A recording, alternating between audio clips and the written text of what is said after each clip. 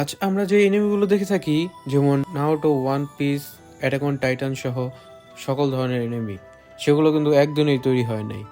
একটা এনিমি বানাতে অনেক মাস, কখনো কখনো বা কয়েক বছর লেগে যায়। কিন্তু প্রশ্ন হলো, এনিমি আসলে কি এবং এনিমি কিভাবে তৈরি হয়? আজকের ভিডিওতে আমরা জানবো এনিমির এই ইতিহাস শুরু থেকে। তো তোমাদেরকে আজকে দেখাবো কিভাবে একটি এনিমি স্টেপ বাই স্টেপ তৈরি হয়। চলো শুরু করা যাক। আর হ্যাঁ, বলে রাখি, তোমরা যারা যারা আমার চ্যানেলটায় নতুন, তোমরা তাড়াতাড়ি আমার চ্যানেলটা সাবস্ক্রাইব করে দাও এন্ড ভিডিওতে লাইক দিয়ে রাখো, কারণ এতে আমি আর নতুন ভিডিও বানাতে উৎসাহ পাবো। अपनी पेट की डाली जैसी झुकी गर्दन को सीधा करो और शुरू करते हैं बिना किसी बक। এনিমি হলো জাপানে তৈরি করা এক ধরনের অ্যানিমেশন স্টাইল। এগুলো মূলত জাপানিজ অ্যানিমেটেড টেলিভিশন সিরিজ বা মুভি। এনিমির গল্প আসে সাধারণত মাঙ্গা, লাইট নোভেল বা অরিজিনাল স্টোরি থেকে। মাঙ্গা হচ্ছে এক ধরনের জাপানিজ কমিক। এনিমি এখন পপুলার হওয়ার কারণে অনেকে ভাবে এনিমি হয়তো নতুন আসছে, কিন্তু এটার ইতিহাস অনেক পুরানো। এনিমির এই ইতিহাস শুরু হয় 1917 সালের জাপানে। প্রথম দিকের এনিমি ছিল ছোট ছোট ব্ল্যাক এন্ড হোয়াইট অ্যানিমেশন, কিন্তু এনিমির সত্যিকারের জনপ্রিয়তা হয় 1960-এর দশকে, যখন legendary creator Osamu Tezuka modern anime style তৈরি করে। তার তৈরি এনিমি অ্যাস্ট্রো বয় টেলিভিশনে প্রচারিত হওয়ার পর এনিমি ইন্ডাস্ট্রি দ্রুত বড় হতে শুরু করে। আজকের বিশ্বজুড়ে এনিমি এত জনপ্রিয় যে প্রতি বছর শত শত এনিমি রিলিজ হয়ে থাকে। এনিমি কিভাবে তৈরি হয়? একটা এনিমি বানাতে অনেকগুলো ধাপ পেরোতে হয়। চলো একে একে দেখি। জাপানে অনেক এনিমি স্টুডিও আছে যারা প্রতি বছর এনিমি রিলিজ দেয়। একটি এনিমি তৈরি করতে প্রথমেই প্রয়োজন হয় একটি স্টোরির, আর এই স্টোরি নেওয়া হয় মাঙ্গার থেকে। যারা মাঙ্গা বানায় তাদেরকে বলা হয় মাঙ্গাকার।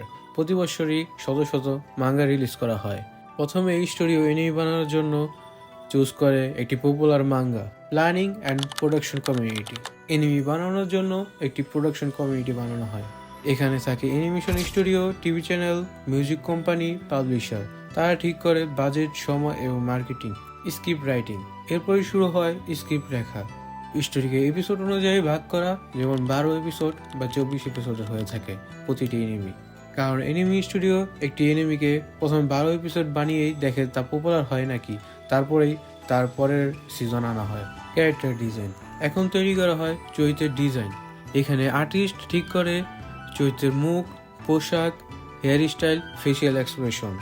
আকাতসুকির জনপ্রিয় ড্রেস সহ সকল ধরনের এনিমি ক্যারেক্টারের হেয়ার এখানেই তৈরি করা হয় এই আর্টিস্টদের মাধ্যমে।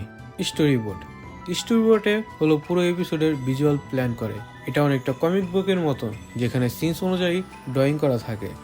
ডিরেক্টর এখানে ঠিক করেন ক্যামেরা অ্যাঙ্গেল কিভাবে থাকবে, ক্যারেক্টার মুভমেন্ট কিভাবে করবে, অ্যাকশন সিনস কিভাবে হবে। Animation, K animation and between. এটাই সবচেয়ে বড় কাজ। প্রথমে কে অ্যানিমেটরস গুরুত্বপূর্ণ ফ্রেম আঁকে, তারপর ইন বিটুইন অ্যানিমেটরসের মাধ্যমে ফ্রেমগুলো আঁকে যাতে মুভমেন্ট স্মুথ হয়।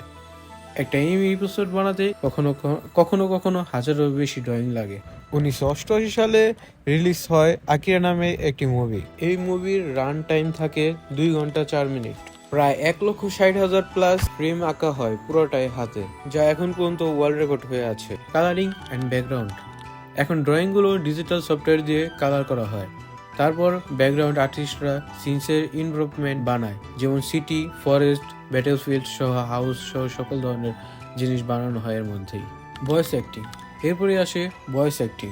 জাপানিজ ভয়েস অ্যাক্টরস, যাদের বলা হয় সুই।